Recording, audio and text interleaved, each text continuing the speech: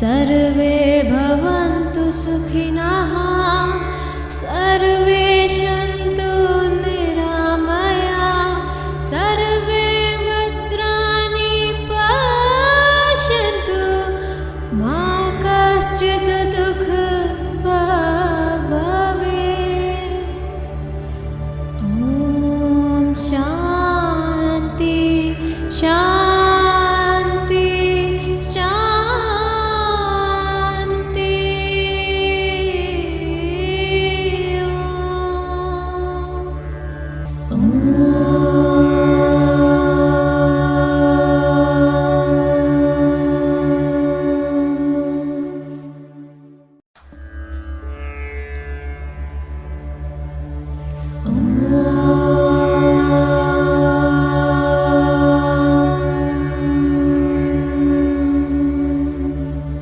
सर्वे भवन्तु सुखिनः सर्वे सन्तु निरामयाः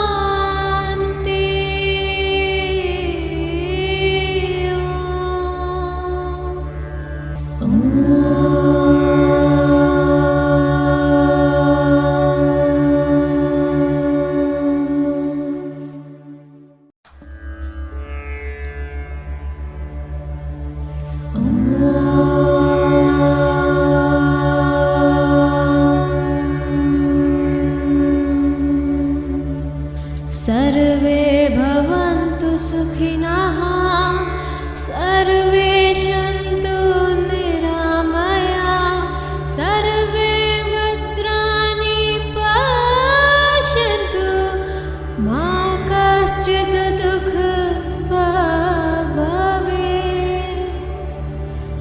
ॐ शान्ति शान्ति शान्ति। Art is about inner exploration, creative expression, economic capital. We can hear you, sir. We can hear you, sir. We can hear you.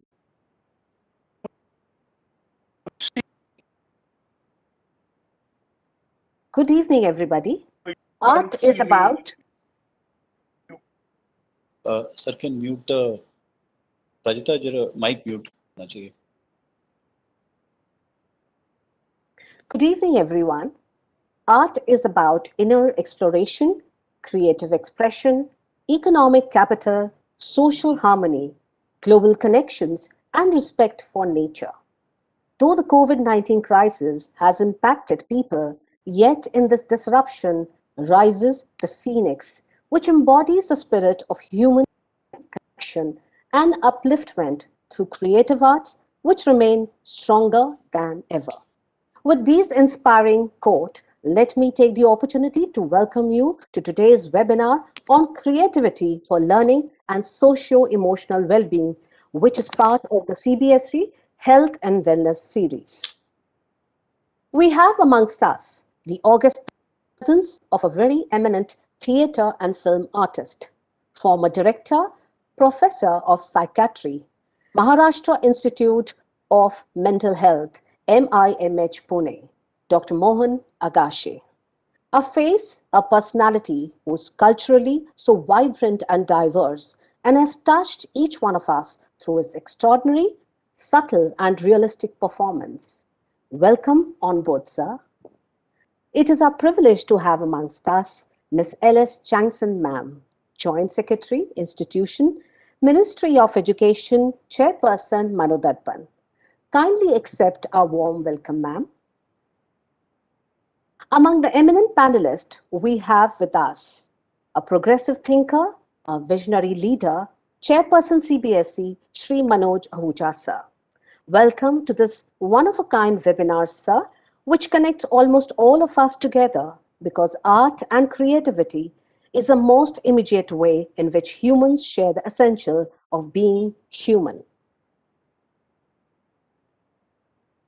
As a strong proponent of socio-emotional learning, we have amongst us Ms. Rama Sharma, Head Media and Public Relations, CBSE, Member Working Committee, Manodarpan, as the facilitator of the webinar. We also have among us Dr. Jitendra Nagpal, Senior Consultant Psychiatrist, Member Working Committee, Manodarpan, as the moderator of today's webinar. Well, our cherry on the cake, we have amongst us the torchbearers who are and will be the chain makers in post-corona times also, our very own peer educators, Vaishnavi Bhardwaj and Sanchayata Das, who are instrumental in flagging and implementing life skills in schools. Well, if I have to time travel to the initial phase of the movie industry, to the black and white phase of boot polish, to Masoom with the most endearing song of the time, Lakri Ki Kati, theatre and movies have entertained humankind from the time immemorial, especially so during these unprecedented times. While taking a kaleidoscope journey of inspirational movies like Tare Zameen Par, capturing the plight of dyslexic child, to Udan, the Blue Umbrella, the ever sentimental Anjali, inspirational I Am Kalam, Chiller Party, Dear Zindagi, Stanley Ka Dabba, Sky is Pink, Barfi, Margarita with a Straw, Tribanga, crossing age-old beliefs to transform women and attributing power and independence. All these movies make a notable shift in Corona time to the very elemental Karuna, a Sanskrit word for compassion, an amplified voice of collective compassion in these unprecedented times. So, without further ado, may I now request Rama Sharma ma'am to kindly take over for further proceedings of the webinar. Over to you, ma'am. Thank you. Thank you, Ritu ma'am. Namaskar and good afternoon to respected Chairman Sir Shri Manoj Ahuja ji, Secretary CBSE Shri Anurag Tripathi ji, esteemed panelists Madam Sweetie Changson, Joint Secretary Institutions Ministry of Education and Chairperson Manodarpan Project, Government of India, our distinguished guest and lead speaker for the day Dr. Mohan Agashe, my co-host and moderator Dr. Jitendra Nagpal ji, Madam Ritu Sharma, my dear students present on the panel, principals, teachers, parents, and dear students joining us from different parts of the country and abroad, and all my viewers. It is my proud privilege to welcome all of you to the fourth webinar under the CBSE Health and Wellness series. The board's initiative in designing this series is with the intent to create an open forum and to talk about various aspects of mental health at the community level, reach out to the stakeholders and seek their participation. Today we have amongst us Padam Shri Dr. Mohan Agashe, who dons the role of an actor and a medical doctor and also a psychiatrist with elan and panache. He has seamlessly combined the world of cinema and theatre alongside promoting mental health education as the head of the National Institute of Mental Health in Pune till recently, and though his organization developing awareness through entertainment. The theme of the seminar today is very, very apt, sir. It is said that around 60,000 thoughts traverse our mind in a day. So how do we express and articulate our thoughts? Mainly through gestures, speech, and then there are those of us who are blessed and use mediums like painting, craft, dancing, singing, writing, and acting also. Creative freedom and pursuits have immensely contributed to civilizations, creating and documenting political, social, religious, scientific history, in setting the new social orders, transformations, reformations. So relics of past are treasure troves of today, as reflections and as learning experiences. Gurudev Rabindranath Tagore said, in art, the man reveals himself. Early childhood coincides with the formative years in school. So the discussion is, should a student be allowed to learn, explore, and innovate in classrooms? Can learning be made into a joyful and lasting experience with art integration? Let's find out. The National Curriculum Framework 2005 recommended art as a subject at all stages, covering four major spheres: music, dance, visual arts, and theatre. It says we must bring the arts squarely into the domain of curriculum, infusing them in all areas of learning while giving them an identity of their own at appropriate stages. Integration of arts with education helps the child apply a sense of inquiry, investigation, exploration, critical thinking, and above all, it promotes experiential learning and helps the child to derive meaning and understanding while doing. CBSE in more than 25,000 affiliated schools is promoting a cross-curricular approach to teaching and learning, where art becomes the primary pathway to learn the subject or the topic. Who would have thought that learning about elements in chemistry could be possible through a traditional form of poetry in Japan, which is called haiku? Such experimentation and innovations infuse interest and appreciation for interdisciplinary learning, and that is the need of the hour. So the CBSE affiliated schools are mandated to assign 2 periods per week in class 1 to 10 and teach using art forms, which can be music, dance, visual arts, craft, theater, or even culinary art. Expressions and thoughts and emotions is crucial to well-being and it improves our immune system. This is what the studies say, and there is no doubt about it. Even writing can be a form of therapy, a catharsis.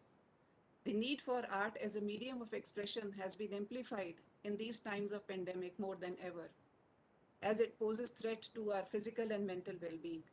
I make a reference here to to an article of Bloomberg Philanthropies, which was published on 7th August 2020. It mentions about the COVID-19 social study, which is led by Dr. Daisy Fancourt of University College of London. This study tracked the effect of arts participation and mental health in 72,000 adults aged 18 years and older in UK on a weekly basis.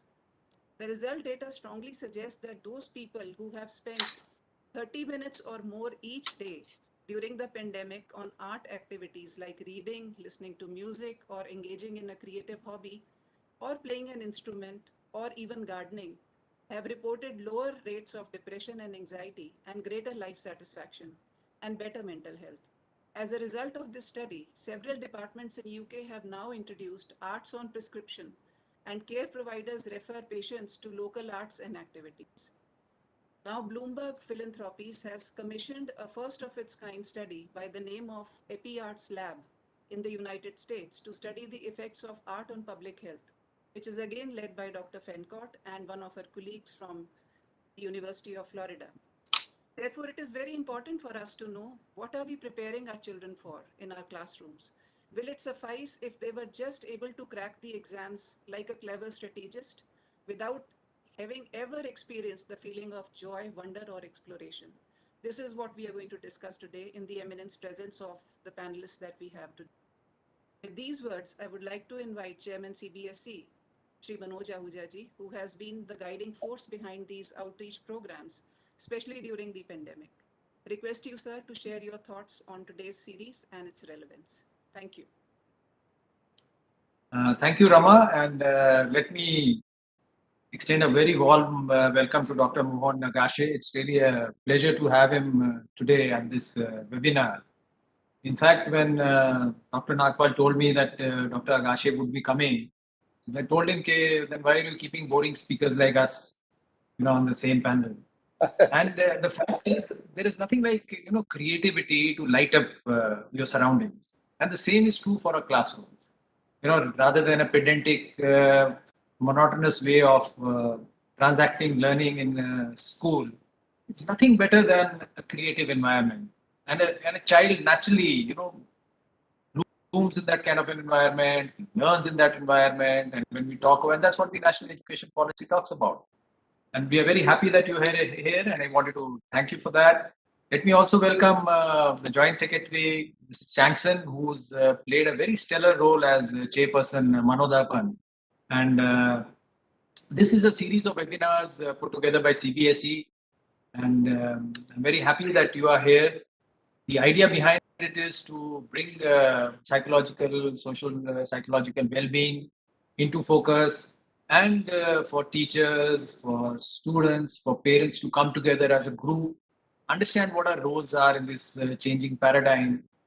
And the thought behind is that we need to collaborate, be together during these times, help each other out. And each of us has something to give and something to receive. So this is actually an effort towards that. This is the fourth in this series. The other colleagues who are present here, Dr. Nagpal, Dr. Sharma, the extreme distinguished panelists who are here, and the parents, students, and teachers who are attending. Just wanted to wish you all a very warm welcome, and hope that you'll be able to benefit from this webinar like you've been doing from the early series. And as we have been discussing during these programs, we also plan to institutionalize some of these, whatever the learnings are from this program, so everybody can benefit. My personal view is, I think human beings, when we say how they're different from others, is their ability to reason, work together, be creative. And I think that's the backbone of progress and evolution. It's just a new way of looking at things which are in front of you. Earlier, I think when we were in that hunter-gatherer stage, I think just to exist, we had to be creative.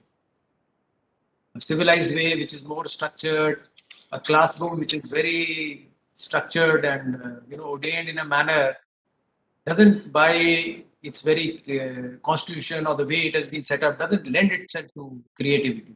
Even if it's a best school or a best college, people differentiate that these educational institutions produce sheep or they produce excellent sheep, which means that you're typecasting children in a particular way, more like an industry. But I feel every child is unique, and it's human essence to learn in a manner which is creative.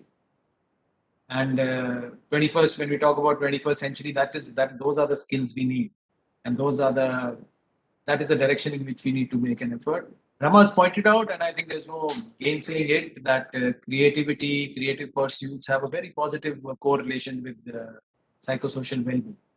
And that is the theme of the seminar today. And we look forward to Dr. Agashe and the other speakers to throw more light on the project.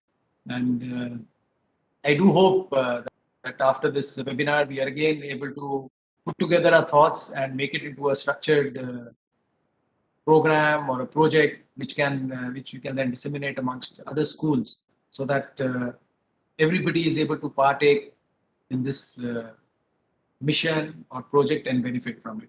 So thank you so much, and I do look forward to the proceedings of this webinar.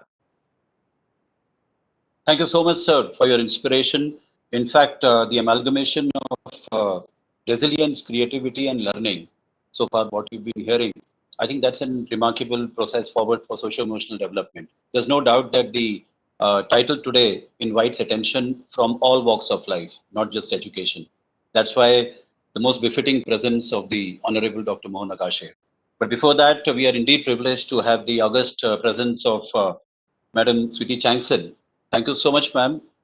Joint Secretary Institutions, and of course the lady with the lamp, Manodarpan.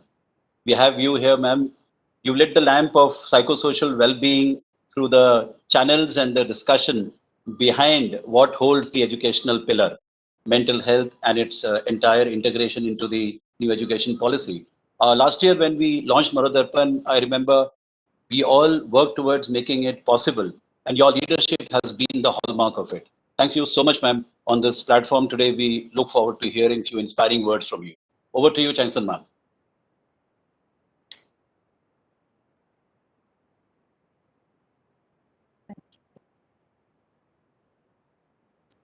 Okay.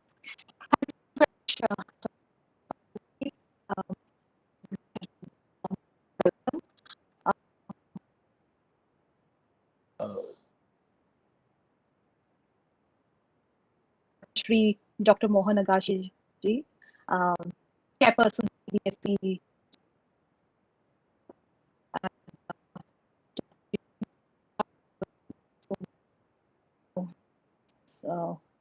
dedicated and most inspiring persons behind the Manodarpan initiative, been constantly supporting this initiative.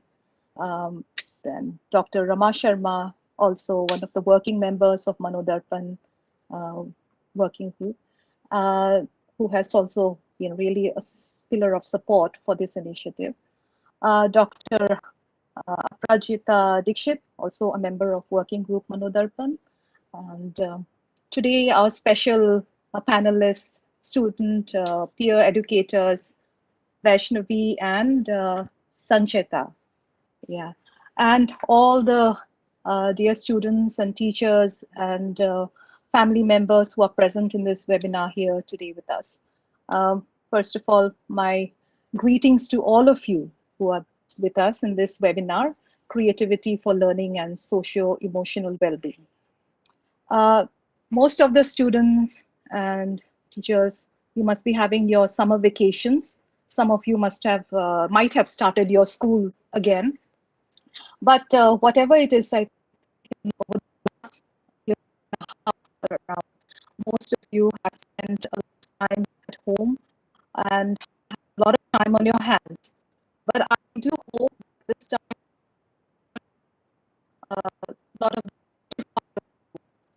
that's what we are here. So what can be understood as something in which imagination and your ideas and your talent to make or create something. This can be a work of art, as mentioned by Dr. Rama Sharma.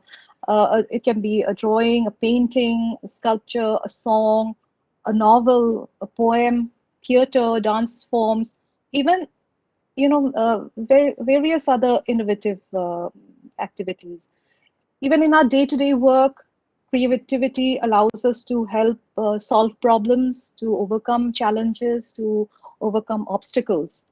All you need is curiosity, open-mindedness, and positivity. Everyone has creativity. The great artist Picasso, he said, every child is born an artist. The problem is being an artist when you grow up. So the thing is, do not allow expression of our creativity, maybe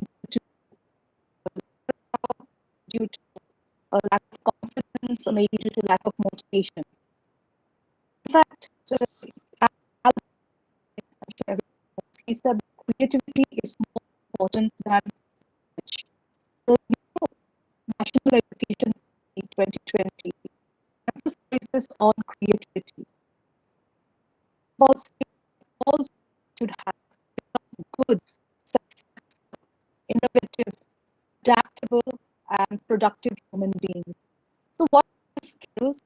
Amongst them, creativity and innovativeness are very high on the list, amongst other skills such as scientific temper and evidence-based thinking, critical thinking, a sense of art and aesthetics.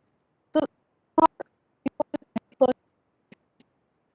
education policy emphasizes. And we encourage this form of learning, this form of teaching in schools, at home, wherever we are, as part of holistic education. You must be wondering, how is creativity linked to learning and to social and well-being? I'm sure the experts here would be speaking in great detail about this. I'm sure that all of us who are present here today, I do believe that everyone has a creative streak in one way or the other, and you must have experienced the rush of joy, the sense of accomplishment, satisfaction when you have done something that is creative, when you have explored ideas that have come into your head, when you compose something, and you know that your very this sense of originality that came from you, be it in a song, in a poem, in art, like I have already mentioned before, or in acting out, in practicing in theater, drama, things like that, or even trying out new cuisine, your culinary skills, or gardening, as mentioned. So many things, but all this definitely they bring a sense of calm, a sense of happiness. It really makes you feel happy. It really changes the learning environment when it comes to schools, to education. The creative approach would definitely attract any child, any student more, and even for the teacher also, and other stakeholders involved, where positivity and joy through creativity, learning levels would greatly improve. And that's how, I mean, that is understanding of how creativity and learning and socio-emotional well-being could be linked. While we go to explore, I would also like to talk about Manodarpan initiative of the Ministry of Education. This was started in the previous last year when the country was under national lockdown pandemic. There was a lot of uncertainty and anxiety involved of a number of students, even teachers going through a lot of stress, and we thought that from the Ministry of Education some form of outreach would be helpful to all those who are in the field of education. And so this initiative is essentially to provide support to students, teachers, family members, for their mental and emotional well-being and psychosocial support. We have a working group, and we have of which some of our panelists are eminent members, and we have a very fine team of counselors who are working each day around the clock on the Manodarpan toll-free helpline to assist anybody who wants to just talk their anxiety or any help that they require. I would also encourage audience present here, if you do feel any need to contact their helpline, or also visit the Manodar website, Ministry of Education's website, the webpage, and you find a lot of support and help tips there. Without further ado, I would like again thank the CBSE chairman, sir, and under his leadership, the entire series, Expression series, has explored a lot of very relevant topics, which to the students and to parents and to all the stakeholders. Today's topic, I feel I'm so thankful to CBSE for taking up this very, very vital topic of mental health, socio-emotional well-being, and I do hope that especially today's talk on in this webinar on creativity will help each one of us to understand ourselves better and bring out the spark of creativity which is lying there already inside you, if it is not already a flame, and help you all in your journey of life to truly discover yourself. Thank you so much for inviting me. I'm delighted to be a part of this webinar, and my very best wishes. Thank you. Thank you, ma'am. Yeah, thank you, Chansing ma'am, Manoja Ahuja sir, Rama ma'am, and Dr. Nagpal. It is said there is a responsibility we owe to ourselves, that the purpose of our existence be to positively affect others with our gift and align it with a greater purpose. Aprajita ma'am, may we have the small tribute to the panoramic presence of our guest, Dr. Mohan Agashe. Though this gesture cannot do justice to the larger, beautifully painted canvas of your life, but we still managed to put on record few of your excellent strokes, sir. So over to you. Let's view the video.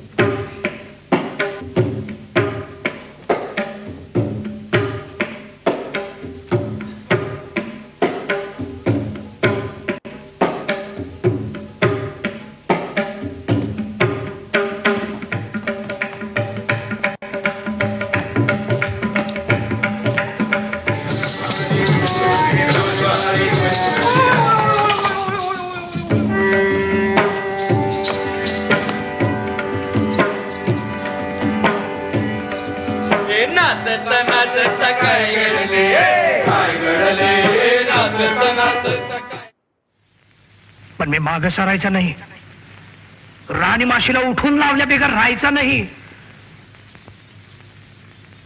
मी पाया पडला तिच्या, तरी पण माझा डोला फोडला तिनं. नाग्या, अरे ते खरं आहे, पण राणी माशी राहते लिंगोबावर, नाही होत. I would like to give every sailor in the port a gift to celebrate my good fortune in life. Now, you will tell every nationality of sailor in the harbor that for 3 days, Thursday, Friday, Saturday, they can come to this street and do with girls at no cost. Oh, what a beautiful thing you do, sir. I'm glad you think so. Now, can we agree to price? Please come, senor.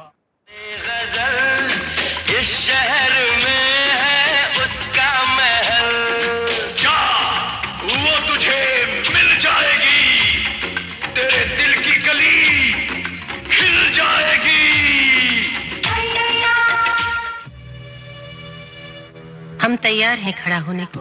अरे खड़ा होने के लिए हम तुम्हें जिंदा छोड़ेंगे तब ना। खबरदार हाथ लगाए तो। अरे ठीक है। मैं आऊंगा लेकिन एक शर्त पे। मैं अकेला नहीं, मेरे साथ अमरेंद्र मलिक भी होंगे। Let the old man teach you a thing or two. Marriage is just an aperitif. श्रेष्ठ फीचर फिल्म का पुरस्कार इस बार मराठी फिल्म कासव को, निर्माता विचित्र निर्मिति एंड मोहन नगाशे को स्वर्ण कमल का पुरस्कार।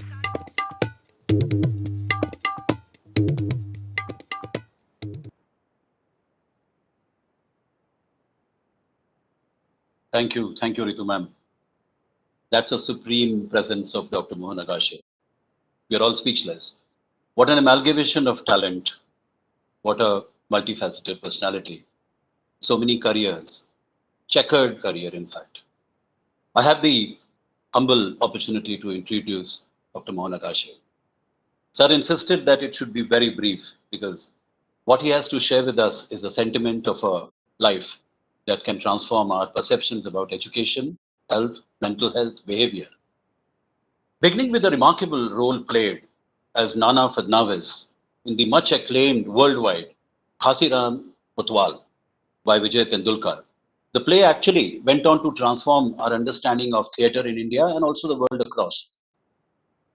Not only that, Dr. Mohan Agashe has worked with, you name the world-renowned directors, Satyajit Ray, Meera Nair, Shyam Benegal, Gautam Ghosh, Jabbar Patel. Many a movies of remarkable achievement, nomination at national, international awards. But his greatest contribution to the Indian theatre goes in the idea of introducing the Grips Theatre Berlin in India. That concept, which became self-sustainable. And today, students and young people across colleges, universities, I've come across many of the groups who actually follow those remarkable footsteps created by his esteemed Dr. Mohan Agashe. Just to mention a few, it's very important to learn some of the lessons of a role model like Dr. Mohan Agashe. Received the Padma Shri from the President of India in 1990, and recently he was honored with the Lifetime Achievement Award by All India Marathi Natya Pratishad, a very prestigious award indeed. And the medical side of it, ladies and gentlemen, Sir continues to be the role model of a large number, hundreds of mental health professionals in the country. A founder, director, professor of the Maharashtra Institute of Mental Health. I wish to mention here the very unfortunate Latur earthquake in 1993. So became the role model of rehabilitation, psychosocial rehabilitation, which set a model for the world around to look at disasters and especially rehabilitation for children. In 1997, Dr. Agashe took on the very prestigious role of the director of the Film Television Institute of India, Pune. Indeed, the institute has, to its credit, large number of film personalities, and Sir took on the leadership to transform its perception, how young people can take on cinema, theatre, and also look at careers in these fields as part of their educational curriculum. What else could be a befitting presence here of a great artist, a great actor, and of course, one of the role model psychiatrists in the country the history has ever seen. With these words, I take this humble opportunity to invite our keynote speaker today and the chief guest, Dr. Mohan Agashe, to kindly take on the podium and walk us through his sentiments, his life, his career, and of course, the message you want to give the students of India and their families, sir. Over to you, Dr. Mohan Agashe, sir.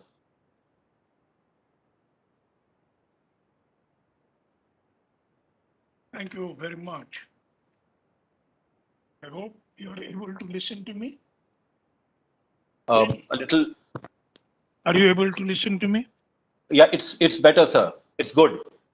Yes, sir. We can move on. Okay. Now, after hearing so many inspiring speeches,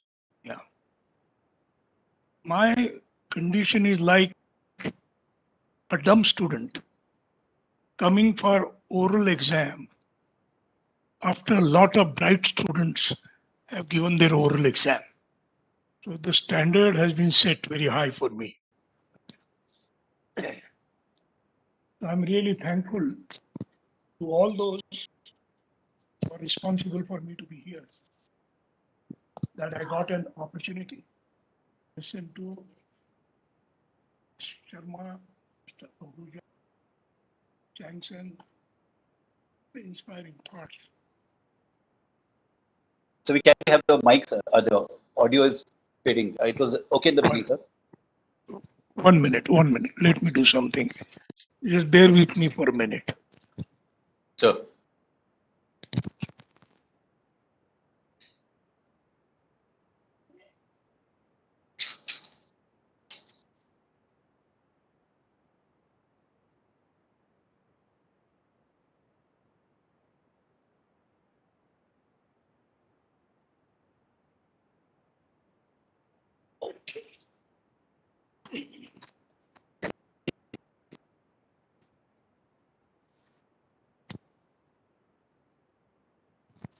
Well, we are into digital era, but unfortunately, our infrastructure is not well set.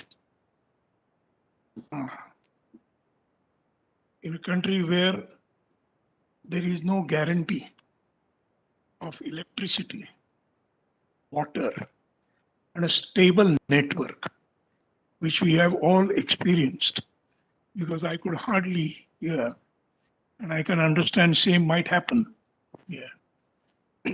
So first of all, we need to improve that, to improve our socio-emotional health also. Because besides personal mental health, there is also social mental health as a group, besides individual. Anyway, let me be very brief and tell you something from my experience. And I'm unlikely to quote people and scholars because I, being dyslexic, I had great in studying anything by reading. So I learned a different mode of learning. That was not to read a book, but make friends with those who read a lot of books. And then my art was only to make friendship with them and to provoke them so that they vomit out whatever they have read. And that was my way of studying. So I used to sit in a library in a very strategic corner to observe those who understand by reading, and they were brighter than me.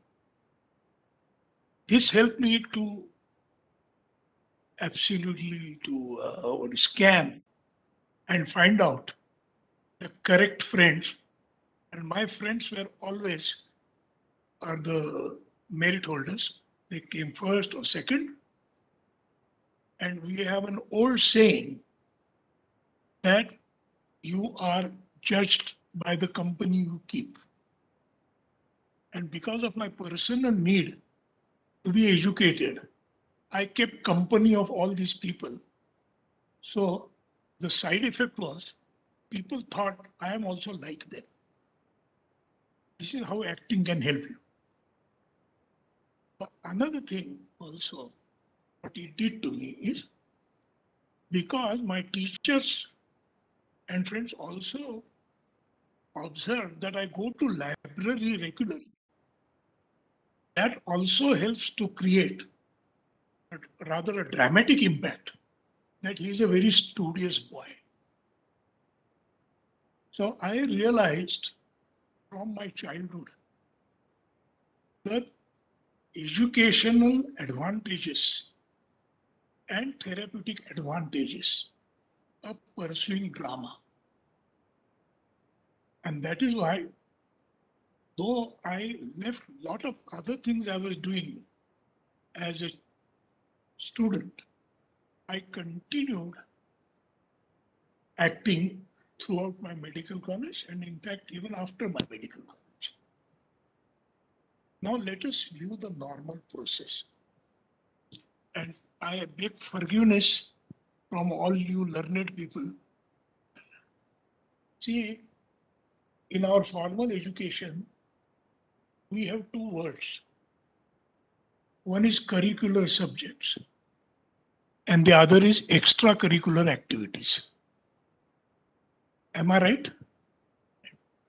So, all the activities which you do, which bear no consequences in the grades you get in your school exam, are termed as extracurricular activities. And initially, in lower grades, you are quite appreciated for your extracurricular activities. But as you approach the 10th or 12th, you are warned about your extracurricular activities. हाँ, और बातें ऐसी होती है, चलो नाटक बंद करो अभी पढ़ाई करो, ये गाना बना, वो ग्राउंड पे जाना बंद करो, पढ़ाई की तरफ ध्यान दो. So what happens generally, I call all these extracurricular activities are the feathers or wings of a bird who wishes to fly and explore new things. And this is allowed when you're a kid in pre-primary. Even primary, you have so many subjects. Consider in primary school, I think we have about 8 to 10 subjects to study, besides a lot of extracurricular activities. As we go higher up in the education, secondary school, high school, junior college, the number of subjects get less. And once you go to professional school, actually you choose only one subject to study. And then when you go to super specialization, it's not even one subject, it's a part of one subject. So if you see the ladder, the pyramid, right? So what is formal education then? Formal education is nothing different than giving you an options. These are gymnastics of mind and brain. You know, human being is the only species which after birth is only born and not developed. We keep on developing well for 16 years after we are born. Do you agree with this, Jitendra? Yeah, we are not born, we are born. There is no other animal dependent on his parents as much as a human being is. And we are so dependent on our parents for first few years, and some individuals for lifetime. These are called emotional dependencies and not only economic dependencies. But main fundamental thing is we have learned to be careful about what we eat for healthy growth. And so we are choosy about healthy food and junk food. We are taught from early childhood what is nutritious. We are taught about proteins, carbohydrates, fats, vitamins, right? Now these are only for our body. But body is only a container. Content is mind. And if we do not carefully look at the healthy growth of mind, we reach where we have reached today and have to arrange webinars on socio-emotional health. So if we had not split our life into this, primarily because body is something which is seen, felt. Mind is something like maybe like God, because you don't see it. The relationship of body and mind is one that of music and the instrument.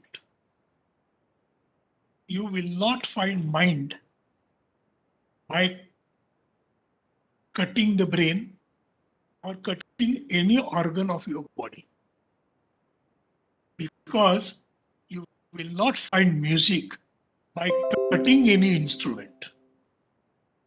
In fact, if you cut the instrument, you will destroy the music as well as the instrument.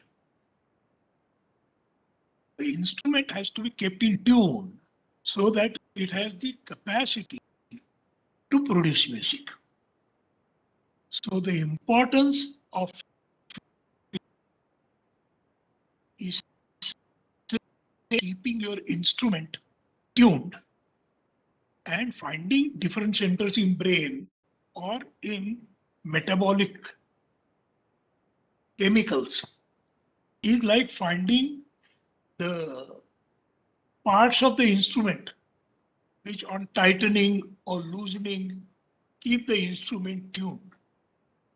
So never mistake instrument for music and don't mistake brain for mind.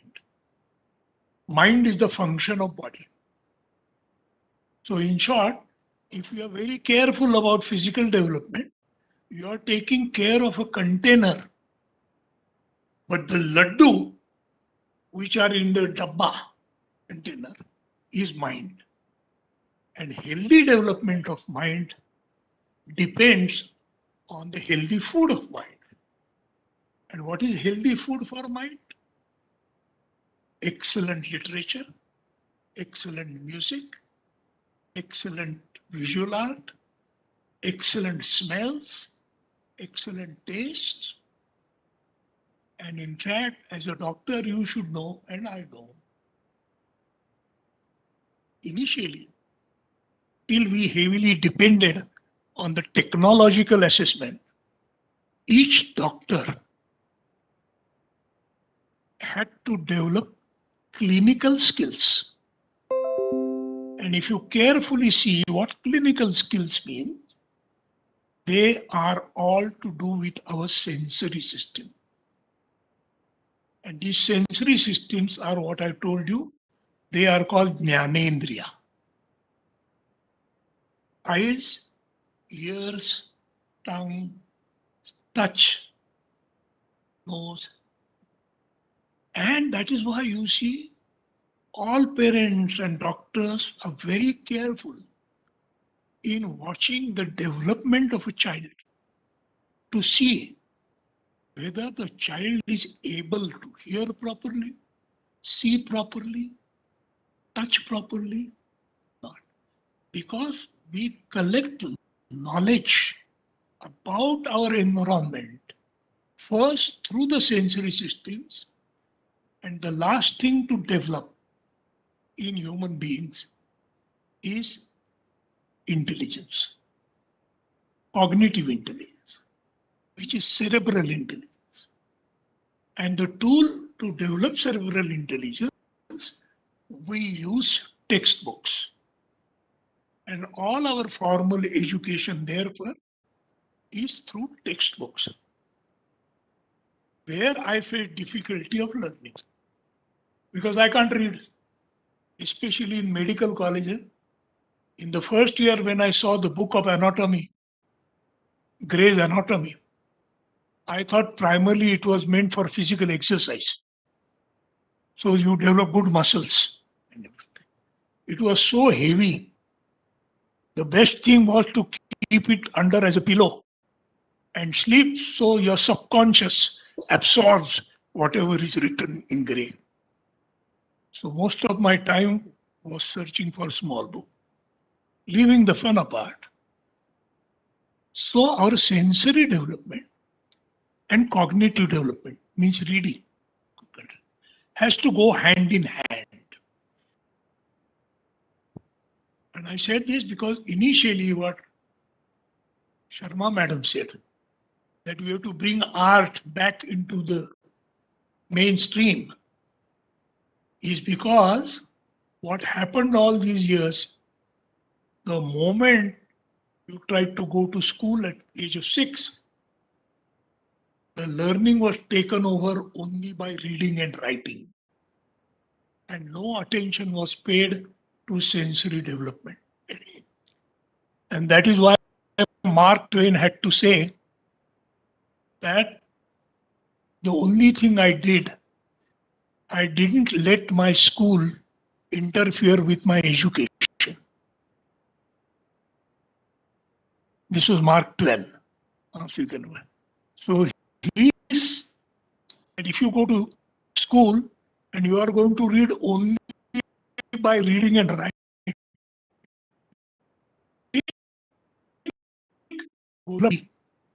sensory system and your cognitive system.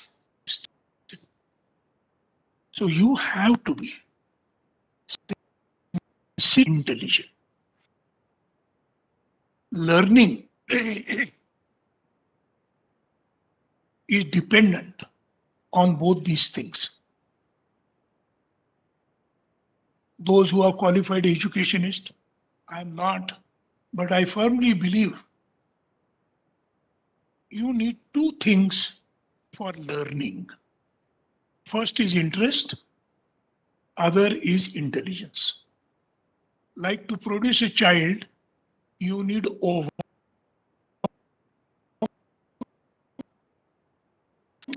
and sperm. One cannot do is primary, because you may be very intelligent, but if you are not interested at all, you are not going to learn, even if you are traveling with Jitendra Nagpal for 4 hours. You are not going to learn anything about mental health because you are not interested. But if you are tremendously interested in finding out what is mental health, and you come to know Mr. Nagpal practices mental health, then you are going to find out where Mr. Nagpal lives and then get up and go there and meet. So you see, interest is primary. And what brings interest into anything is emotion. Because interest is in the domain of emotion. And that is why we have motivating speakers. Those who load you with only information are not interesting speakers. These are talking textbooks. They are not human beings who create it. In support of what I'm telling you, I asked all the students and do a small exercise. You must have had plenty of teachers in your educational system. Do you remember them all? I'm sure you don't. But there are few you don't forget at all. Why you don't forget them? First of all, one is because they're either very funny, so you can't forget them. But most important, those teachers who created interest in your mind about the subject by telling you stories, by showing you films, by anything, who could awaken your sleeping interest in the subject. They succeeded because they cannot do study for you. You have, if you are hungry, to eat your own food. If teacher eats food, you are not going to be satisfied. So for learning to be born, teacher only has to generate interest in you. So I am a firm believer, teacher may not be able to teach anything if he does not have a single student who is interested in learning. As against if you have 10 extremely interested students who are interested, they would also learn from a bad teacher. The first thing they would learn is how to avoid him and find a better teacher. So that is how very important. This is about education. So our formal education for whatever number of years primarily should be looked at a mental gymnastics and food for so many for healthy development, because you develop till the age of 16 physically, same time your organs are developing inside, and the mental food is also equally important, which you are supposed to get in your school and college. So the quality of that food is as important as the quality of the food you eat. So treat your formal education as a long period of choosing healthy nourishment and nutritious entertainment and not a junk entertainment. So my current favorite presentations are called and titled Cinematic Diet for Health. Why do I use that title? Because if you keep on eating junk food, one day you have to go on diet. So if you keep on exposed to junk entertainment, sooner or later your brain will be squashed.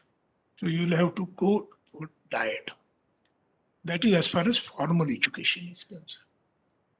Second point is about health.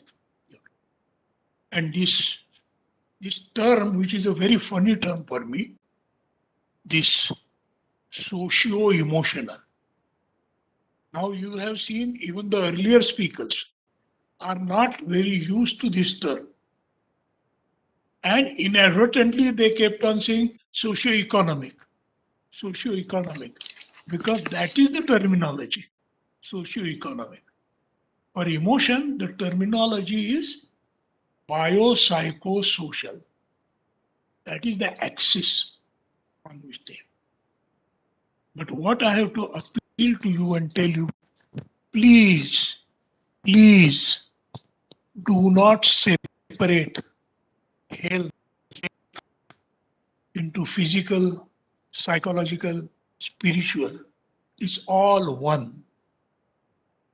Like in body, you have different systems: cardiovascular, respiratory, gastrointestinal, central nervous, but they all have to function together in an integrated manner. Dividing these systems in different systems is for the purpose of learning. It has nothing to do with the way it functions.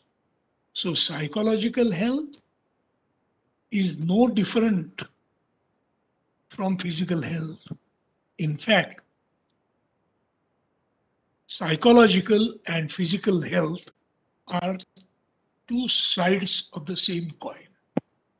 And depending upon whether you are Amitabh Bachchan or Dharmendra, which side of the coin you see, you start analyzing your patient.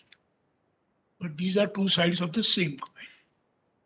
And similarly, art and science are not two different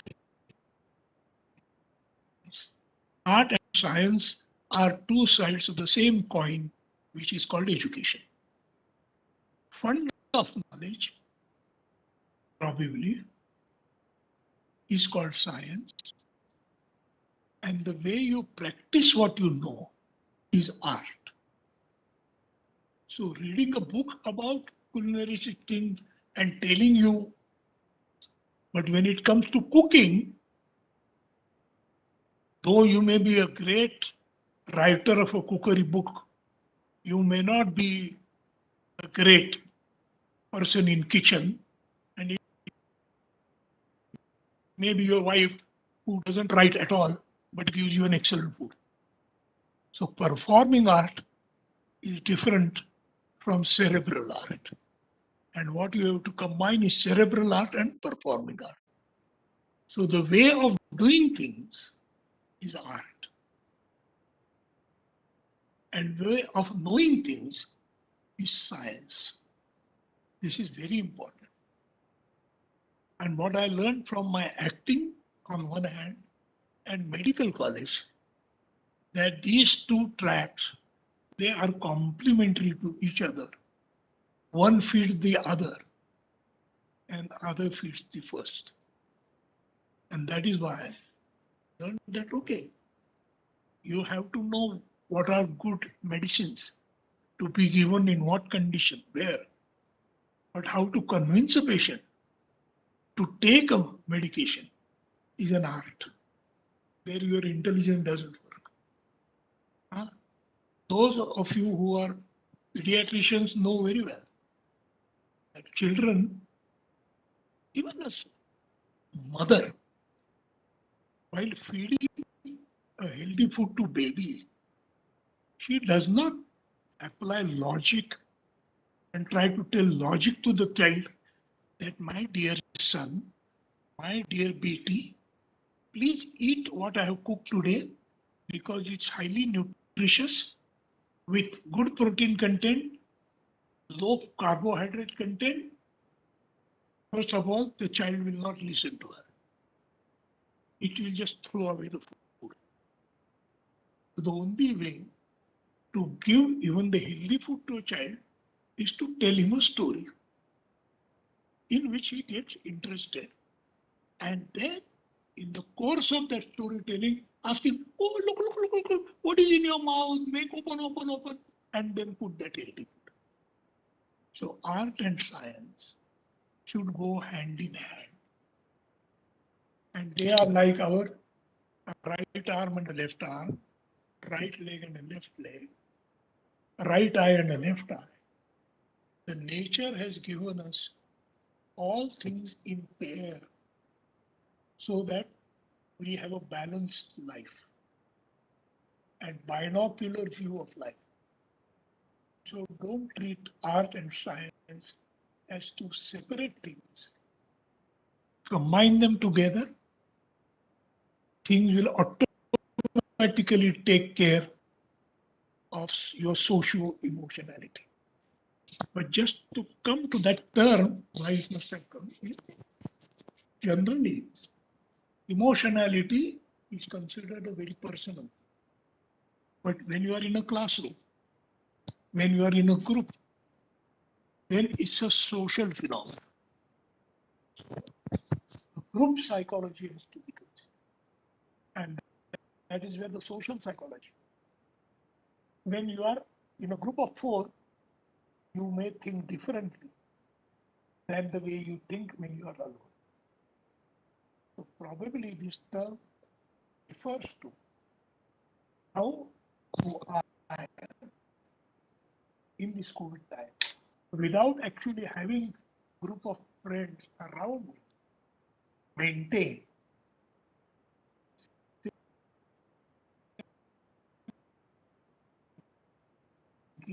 which I if there was no COVID. So in fact, we should thank COVID,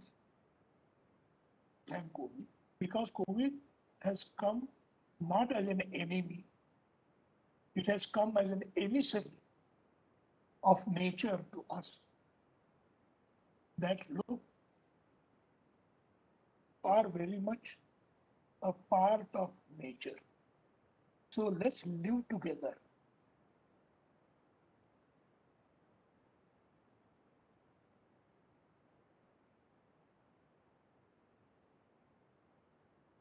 And to end, I will just say one thing.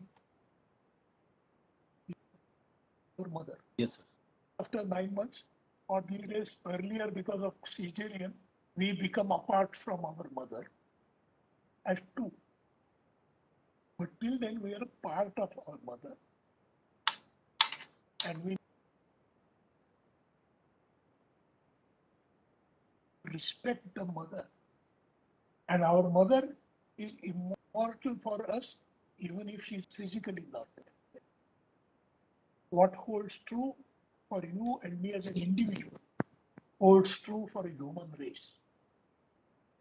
Human race had always been, and even today, part of nature.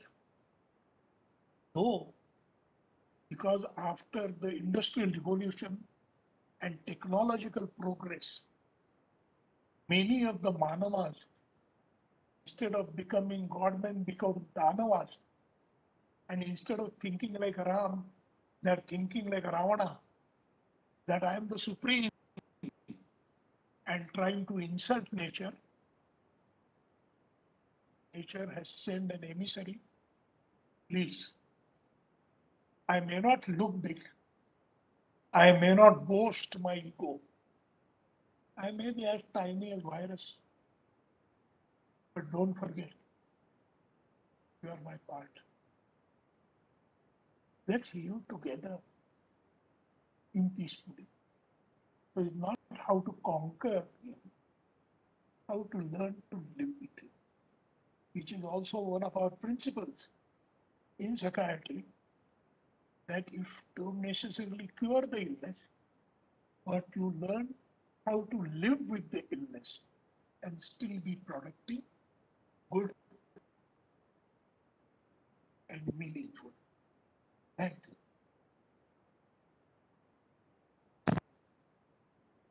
Thank you, sir. Very inspiring. Very inspiring journey, very humble and very confessional. You told us so much about the difficulties, the turmoils, the different trials and tribulations you've gone through, and to build up a career that probably had the art and the science in the right and the left hand.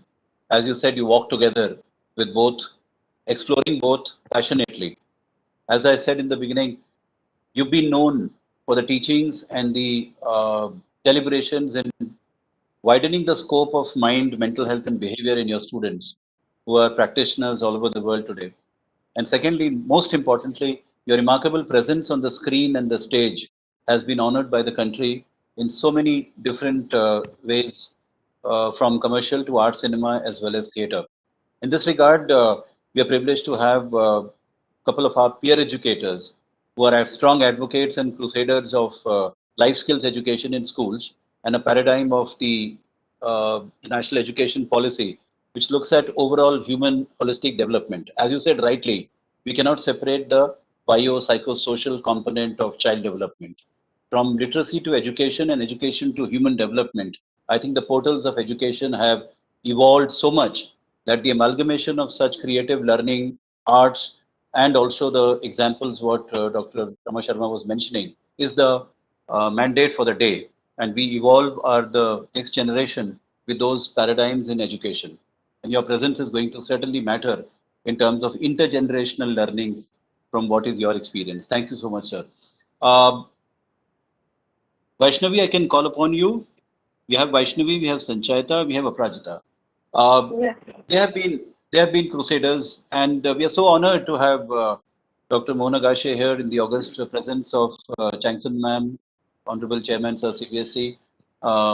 We are looking at the viewpoint, voice of the young, the adolescents, the largest population in the world. Their voice, their opinions, their ideas matter for the future, the post-pandemic period. Vaishnavi, you know about sir, you've gone through his works, and today you've heard him, seen him.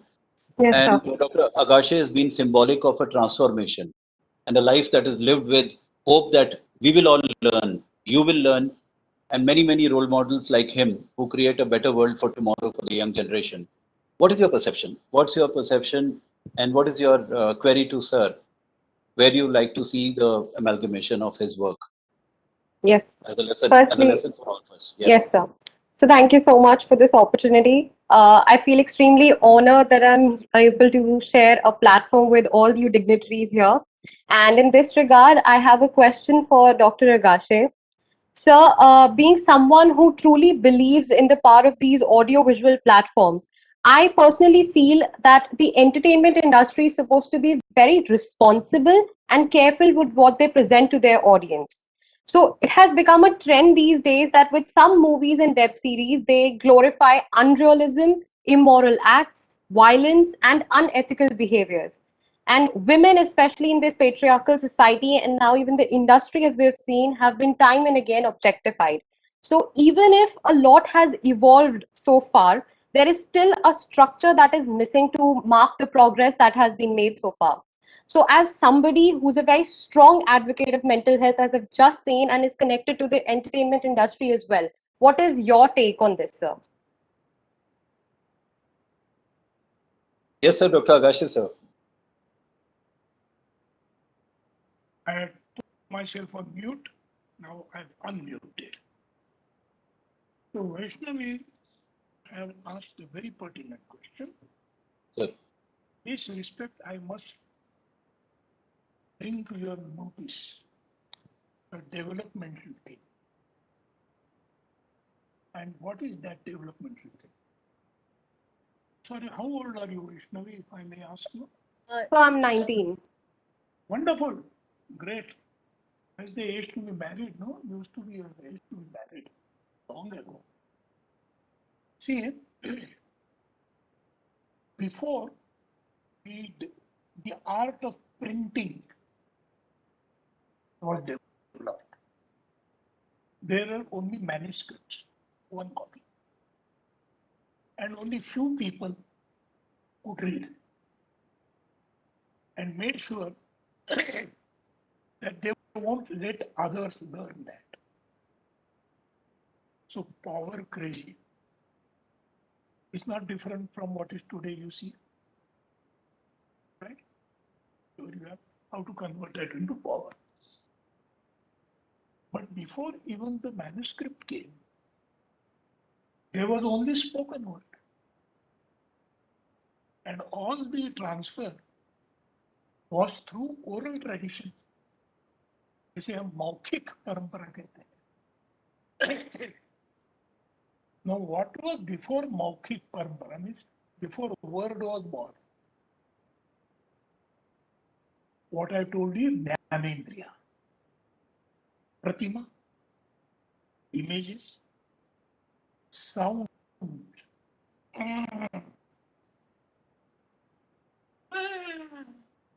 Even as a child, we have only two expression sound, happy and unhappy. As a child, if you remember, anything which makes him happy, see his mother, get food, not hurt, and anything unpleasant happen, right? That's all. So same was the condition then. Sound. Then everything you see, put to your mouth, taste, to decide. So developmentally, if you see, for centuries together, there was only oral tradition. And so we had a lot of excellent orators. 19th century was filled with great orators.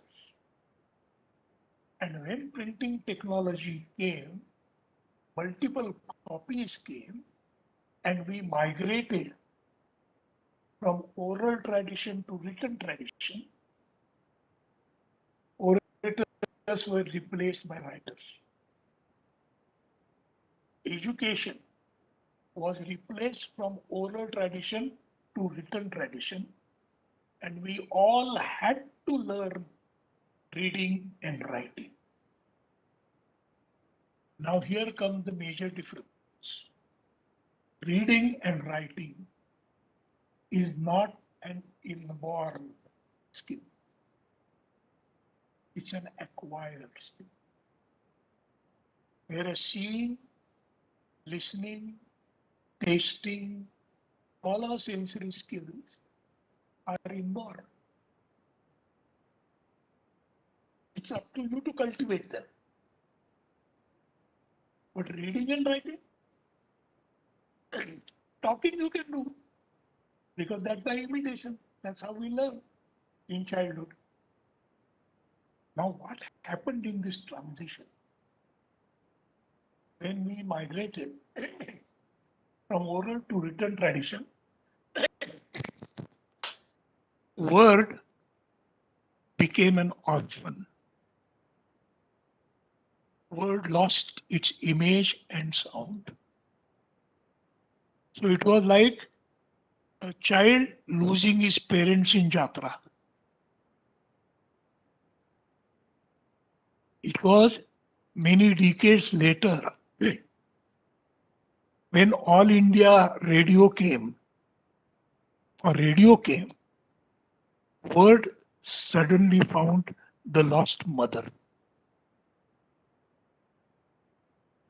And about 100 years ago, when the silent cinema came, the word found the father. But all three of them couldn't live together because they were poor, there were no affordable accommodation available to them.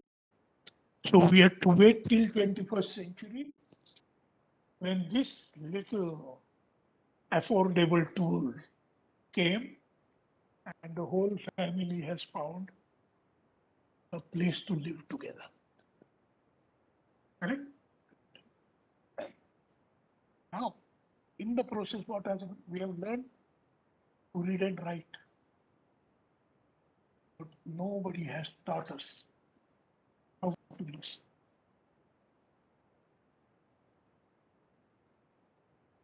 How to see. Printing technology came, so you have learned to read and write. But which is a good book and which is a bad book? Choice has to be made by you. So it's not only for this audio visual medium, it was also for written word. But since reading and writing, you have to learn. But seeing and listening, passive. You are scared of bad films because it's passive, like passive smoking. So now you have to be very careful. Passive smoking may damage only body. Passive information through bad films, popular films, can damage your mind. So if at all you have to create awareness, is to learn that value education. Like I told you in my first speech, I don't think you are above nature. Nature is still above you. Similarly, be sensitive, not only to self, to others also. Learn to differentiate good from bad. Otherwise, not that you will not learn, you will learn. But by the time you learn, it will be useless. Your body gets past. The body is matter. It will obey laws of matter. Mind is not matter. So it does not have to obey laws of matter. And that is why mind matters, not the matter. And that is why you have to be very careful about it. And now, because this tool is available to you, but if you don't learn how to use it, simple example, your age group, plenty of people you will be seeing, and instead of using their eyes, the big camera and the big memory chip, which is here, which has auto delete facility, we don't use that. We use our eyes only to see through the camera and click thousands of photographs.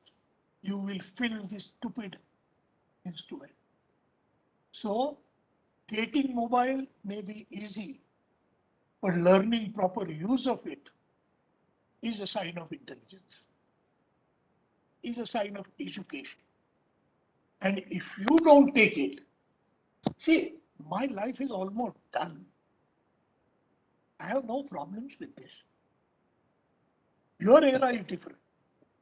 Your responsibility is much more So it is up to you to decide. And not a good student like should come and make good films, like I did on mental health. Sumitra Bhave and me, we have done 5 extraordinary films on all the health issues which have stigma. And I use them very effectively in education. Because in medical education, it's not good only to learn what medicine you are going to give. Medical reality may be important to doctors, but for patient, life reality is more important. And doctor has to understand the illness in the totality of it. Means not only the ill person, his family, the society in which he lives, and that is why medicine is one sector where it is not enough to learn only about the disease, but how that disease affects individual, his near and dear ones, his family, his choices of life, and his sorrows and pleasures. That is why, that is how it has helped me. Thank you. Thank you so much, sir. I think that's a very aggressive, dynamic answer in terms of how the evolution takes place in the ability to choose. I think Vaishnavi, what sir is trying to imply here is our discerning ability to even become strong advocates. Now, you are one of them. Thousands of you people are actually taking on the role of being strong advocates of healthy and meaningful cinema theater. And how does that actually take on the role of being a tutor for your life, isn't it? You agree on that? And then Yes, as sir. the time goes by, there are so many avenues. There are human rights associations. There are areas where you can actually convey your sentiments about what you wish to learn from the entertainment industry in our country as well as abroad. And that's where the young people, the youth, we are the largest youth in the world. India is a young country. In the times to come, with your very strong advocacy on issues of gender, on areas concerning prevention of drug abuse, positive mental health without stigma, the ability to report, ability to talk about the mind and its matters. I think cinema does, theater does. That becomes one of the avenues, the modalities. But the young and its power, the youth and its power becomes the actual initiator and the runner of that particular medium. So maybe you can get some ideas from this discussion to take it forward. Definitely, sir. Yes, Sancheta, uh, while the discussion was on, you did mention earlier about what our government can actually look at for children in terms of films, and what is your area of concern, and what do you want to suggest and take an opinion from Dr. Agache in terms of contribution of the information and broadcasting industry for education? Yes, sir. Thank you so much, sir.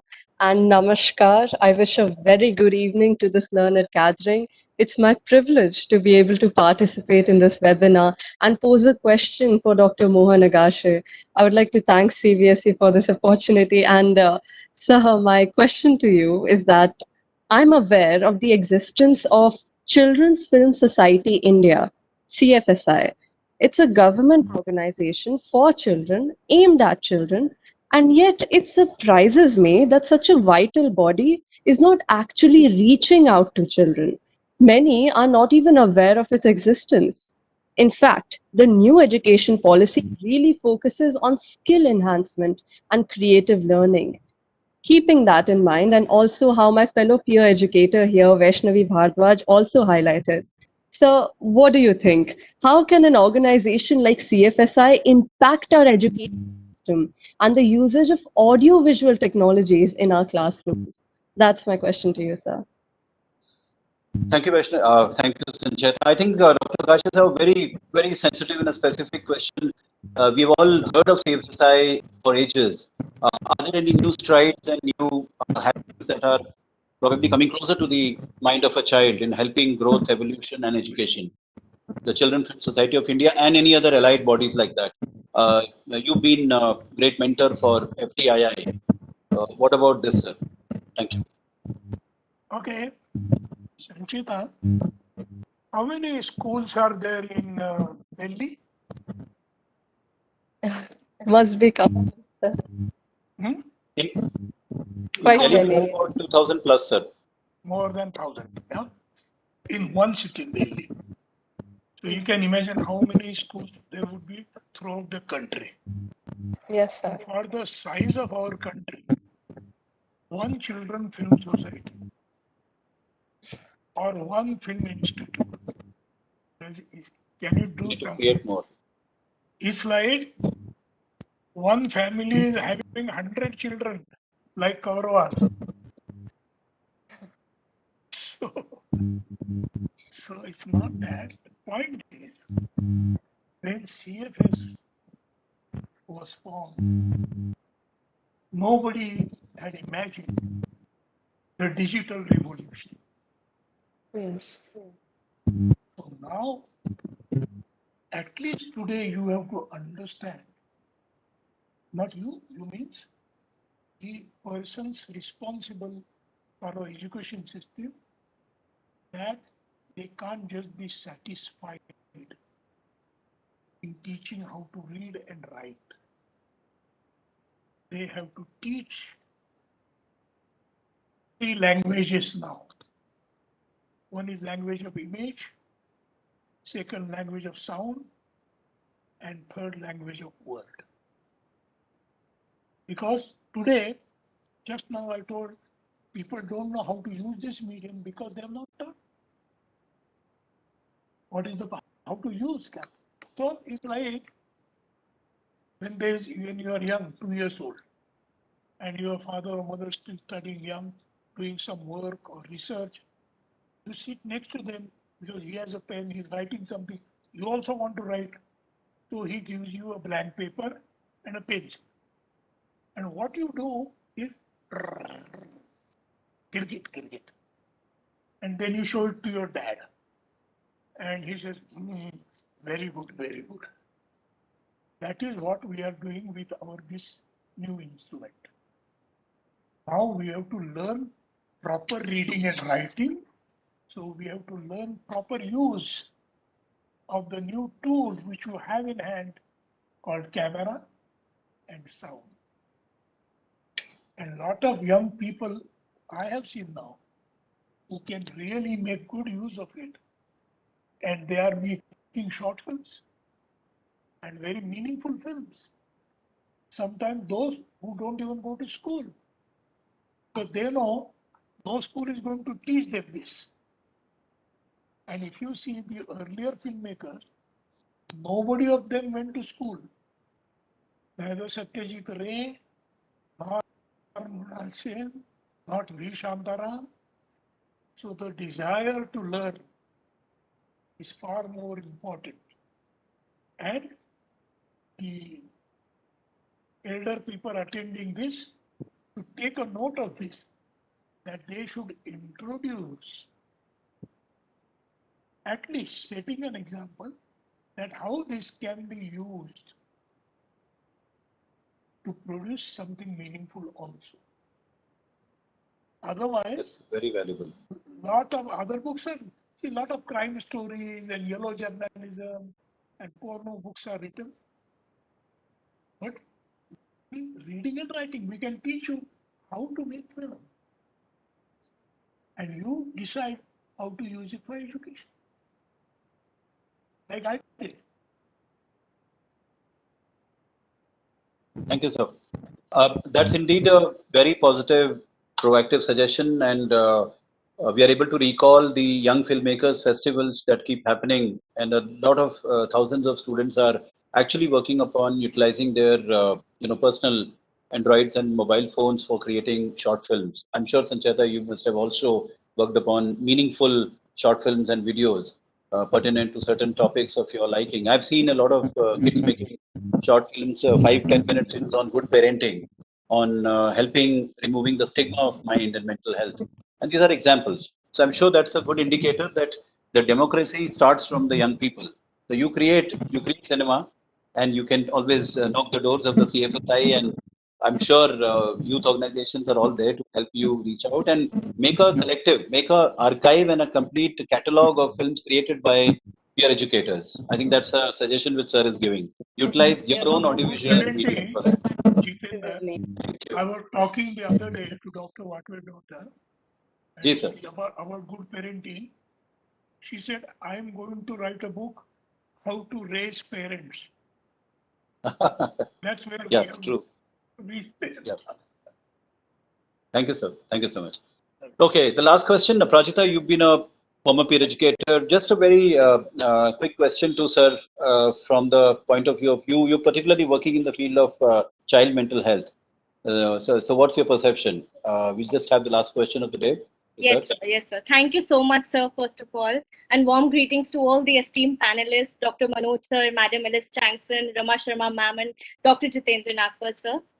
Dr. Mohan Nagashe, sir, I'm absolutely honored to listen to your sentiments throughout. And I would really like to thank CBSE and Dr. Jitendra Nagpal, sir, for this opportunity. So my question is, especially in the time of COVID-19, which has also led to mental health pandemic, so what kind of stigma that we're likely to see in coming time related to mental health, sir? And how can creativity as a medium can be used to elevate this mental health pandemic, sir? Something on this line, sir, your insights would be really valuable.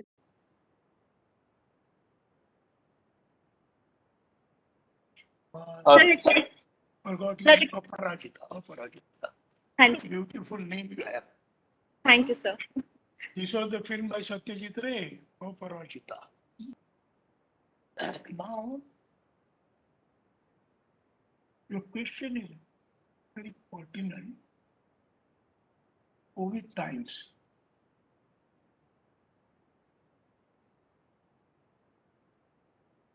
Can you just repeat it again? Let me see if there is an answer in the question itself. Can you repeat your question? What I understand, sir, I'll just... There is an answer in the question itself. Sir, anything that you can talk about the stigma that is likely to come due to the mental health pandemic in the coming time, sir?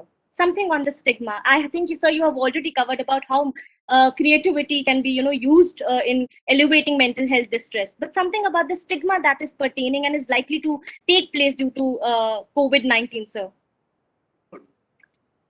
I'm going to refer to you to another very small film which I think is available on YouTube. And that film is also, and it's called Two. And it's about two boys. There is no dialogue in the film. And it's about one boy, probably rich, living in a bungalow, and across all of there is slum. And there's another boy from that slum. And it's just the interaction between these two children. Why it is important? How imagination. What is creativity? Creativity is an ability to create something from nothing. Part of creativity is, they say that to creating the best out of the worst is art. That ability. And in that film, you will see that before we had all these gadgets which do not allow us to imagine anything now. Only thing it allows us to imagine is new ways of violence. But if you see that film too, and then how it ends, the pandemic will not have any stigma because it's for everyone. Fortunately, pandemic is not only for those who are poor or those who are only for rich. All the calamities, natural calamities, don't spare good, bad, and ugly. They affect all. So if at all there is stigma, the stigma is to the human race who insulted nature. That's the stigma. But otherwise, there is no separate psychological stigma to get over it. But it can certainly promote creativity, because when there is nothing, then it challenges your ability to create something out of nothing. So it's an opportunity and not a calamity for our creative abilities which are sleeping because of modern games.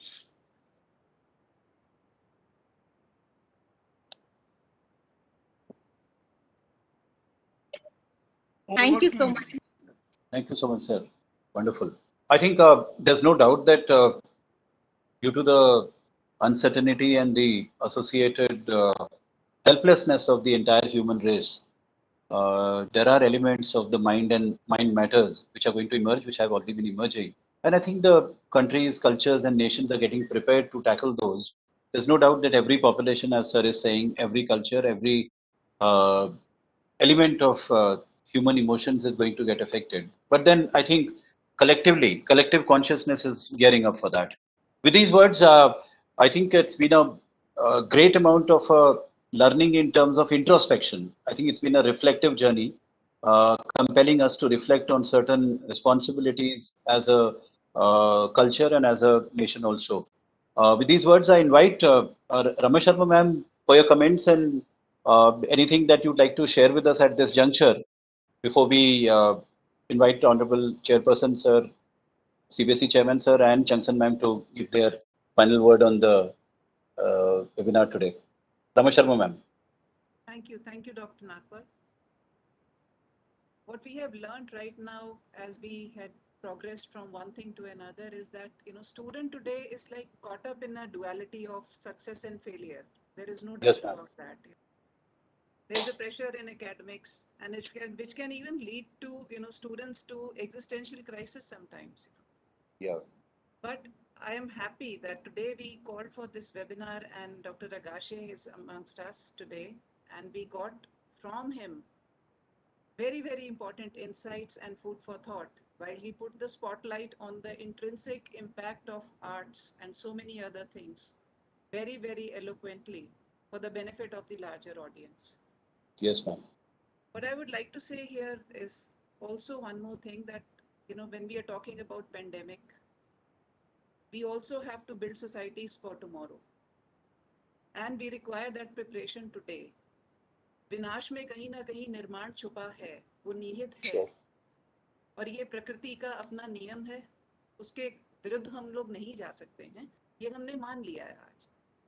So this brings us to a very, very mundane but very relevant question: how to remain human and humane also. I would like to add, with so many other queries that were put, कि ऐसे समय में हम human कैसे रह सकते हैं और ह्यूमेन कैसे रह सकते हैं in terms of education. We can be literate but may not be educated. Right, ma'am.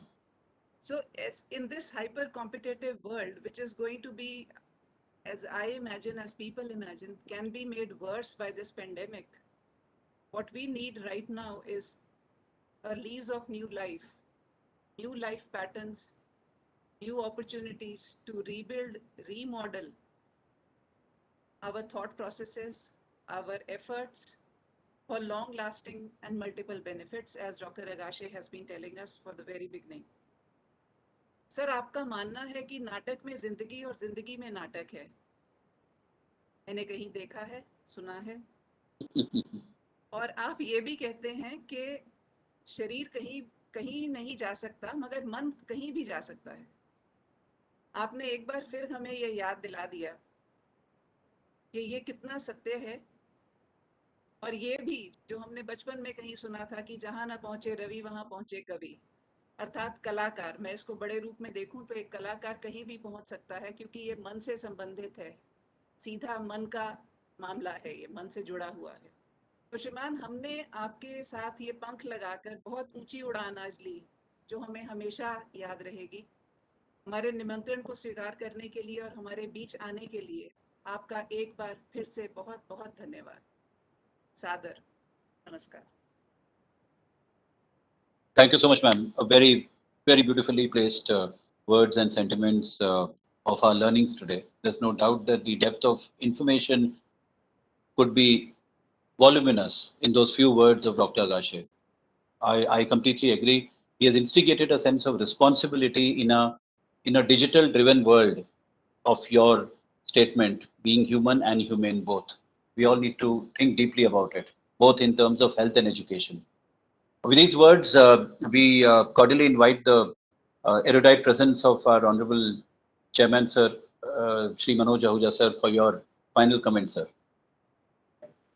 Thank you doctor Nagpal और मैं भी डॉक्टर अगाशे का धन्यवाद उनको प्रकाश करता हूं कि वो उन्होंने अपना समय निकाला और हमारे साथ कई बातें रखी और जो हमारे साथ जुड़े हुए हैं शिक्षक और स्टूडेंट्स और उनके पेरेंट्स ज़रूर उनको ये बातें उन्होंने सुनी होंगी और उसके ऊपर अब अमल करेंगे और आगे काम करेंगे।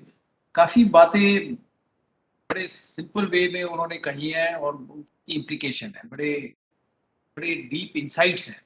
एक बच्चे ने प्रश्न किया था कि हमारी फिल्म इस प्रकार की होती है, तो उन्होंने जो उदाहरण दिया पूरा एक्सप्लेन करा, प्री प्रिंटिंग एरा में क्या होता था, ये एक्वायर्ड स्किल है रीडिंग और राइटिंग और हमें क्या नई चीज़ें सीखनी पड़ेंगी और जो मोबाइल फ़ोन का उदाहरण दिया आई थिंक बहुत मुझे बड़ा स्ट्राइक करा और पॉलिसी के माध्यम में हम ये कैसे एड्रेस कर सकते हैं इस पे ज़रूर CBSE काम करेंगे। आई थिंक ये बहुत इम्पोर्टेंट इंसाइट्स मुझे मिले सुन के और I really wanted to thank doctor Agashe, आपने जिस प्रकार से अपने व्यूज प्रकट करे और जो बातें हमें कही उसके लिए आपका बहुत बहुत धन्यवाद। Thank you so much, sir. Very importantly said, sir, in a very close nutshell. In fact, what Agashe sir highlighted was the great powerful role of the student as a film creator. A student as a creator of new era films, meaningful entertainment and education. And with the help of that device, which is a powerful ownership in the hands of the adolescent today. So utilizing the demographic dividend of our adolescents and the youth, why not create abundant cinema? India is the largest producer of cinema in the world anyway, but why not bring in millions of them through the eyes of the student and create a meaningful change in the society and the education? Thank you so much, sir. Honorable Changsan ma'am, you've been with us here in this journey, and Dr. Agashe has instigated thoughts and emotions which we shall all sit together sometime and think about further planning. We want your last word on your sentiments, ma'am, your learning experience, what you would like to tell the students and the families. Over to you, ma'am. Thank you very much, Dr. Natpal.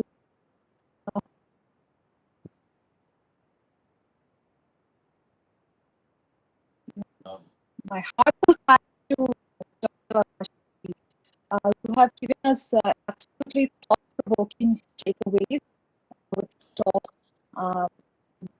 One is that school should not be upon only as teaching reading and writing. The sensory development part also has given a lot of importance.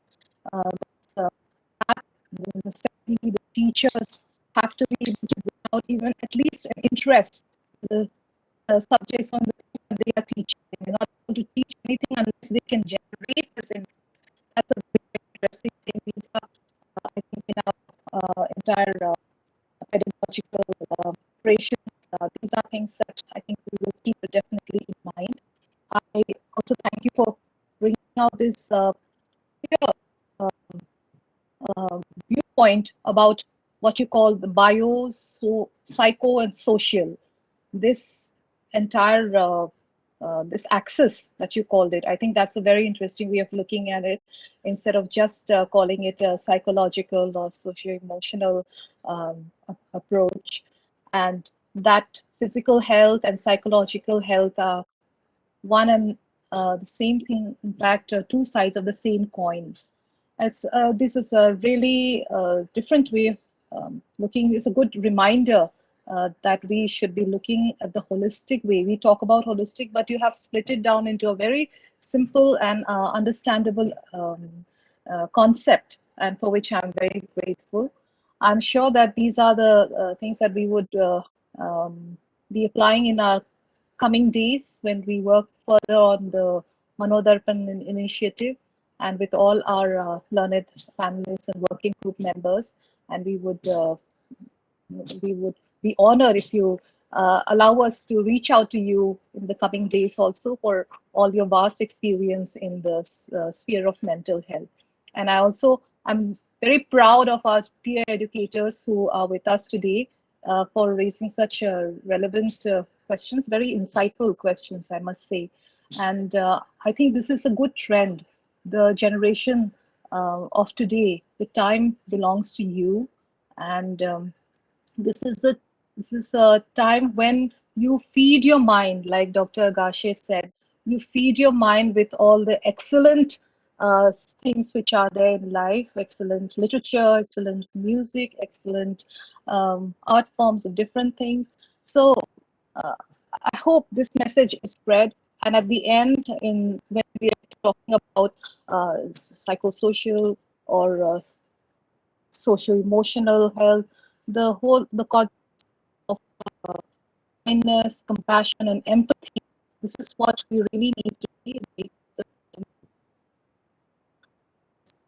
That all those listening in today, you carry this and share it forward in society. Thank you so much.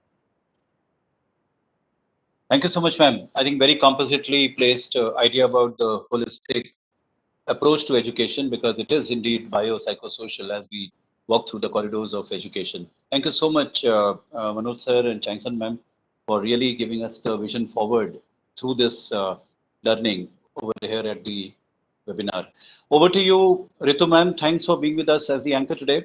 And Ritu ma'am, you've been hearing all the panelists, including our young leaders, all the three peer educators who have laid the foundation for this webinar's thought process. And there are thousands of peer educators likely to be coming up in the years to come across schools, where they actually take the leadership for mental health and being ambassadors of life skills also. With these words, I think it's right time to have maybe the key recommendations or the key pointers from our anchor. Over to you, Ritu Sharma ma'am. Sir, thank you, sir. Sir, I just wanted to start with the impact of the uncertainties of our time states as social emotional learning will be critical to re-engaging students, supporting adults, rebuilding relationships, and creating a foundation for academic learning.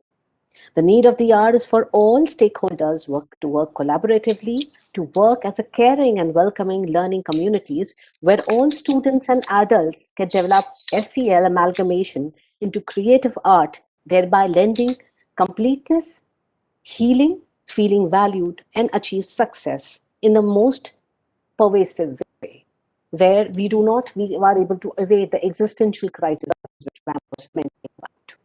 So on behalf of CBSE, I extend my heartfelt gratitude to our esteemed guest, Dr. Mohan Agashe.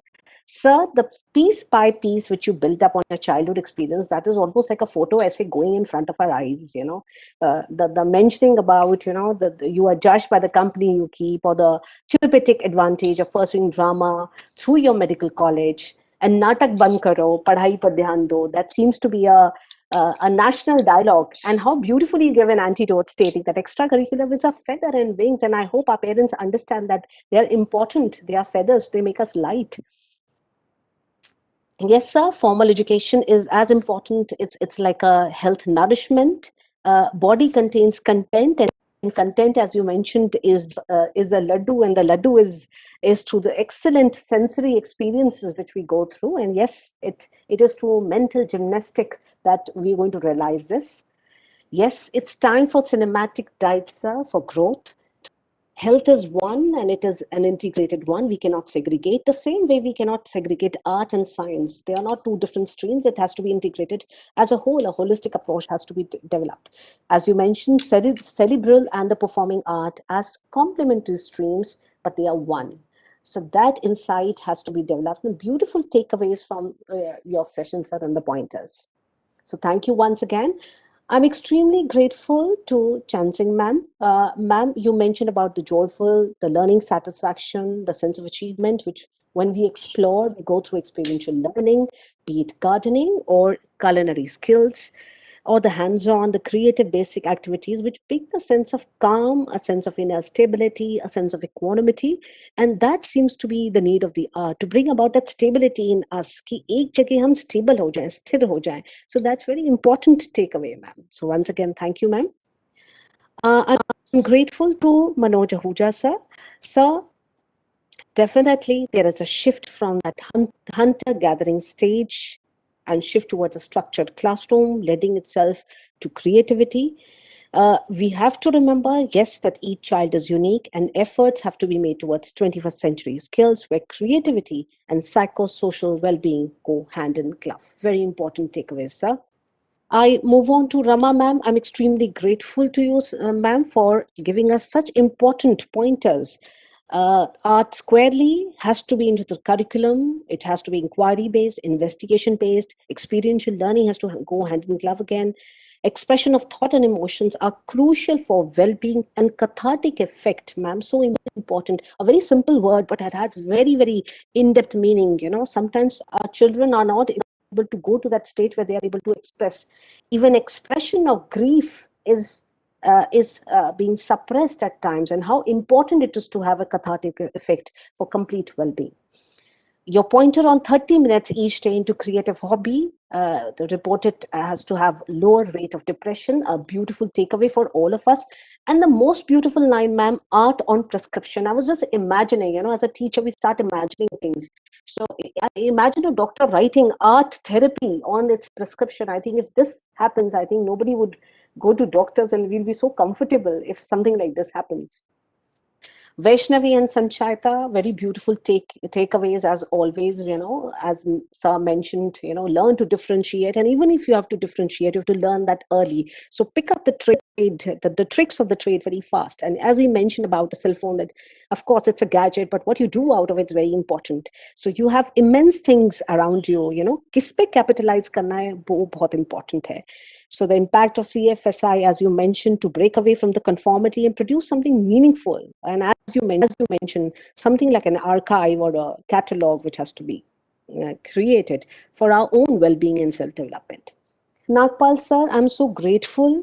It's almost like a chain. You are there. You sum up each and every point, bring us to a standpoint. We get a recap of what have been discussed. And again, like a glue, you connect us to the next point. Very, very impressive every time.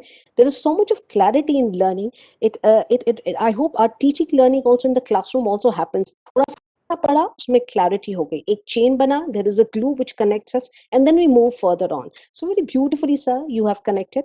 And in the end, I would just like to end with a very simple quote. When you start to develop your powers of creativity and imagination, the whole world opens up to you. So create with your heart and build with your mind. Let's go unabound, uninterrupted, go limitless, and fly to create. And as I was sitting here, there was a beautiful acronym which came to my mind. So create is to cultivate, to realize, to admire, to teach, and to entertain. That is why, again, entertainment and education are not different. As Sam mentioned, this is also an amalgamation of edutainment. So once we have edutainment, I think learning becomes a cakewalk for all of us. With this, thank you once again, sir. Thank you so much, everybody. Thank you, Monagashan sir. Thank you, everybody. Thank you so much. Thank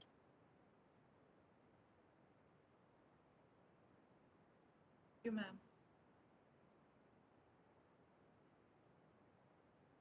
Thank you, kids. Thank you, ma'am. Thank you, sir. Thank you, all ma'am. of you. Thank you, ma'am. Thank you, Thank you, Vaishnavi. Sanchata. Thank you, Pavitra, Vaishnavi. Yes, Sanchata. thank Thank you, you, Rama, Rama, ma'am. ma'am. Ritu, ma'am, thank you very much. Thank you, ma'am. Thank you so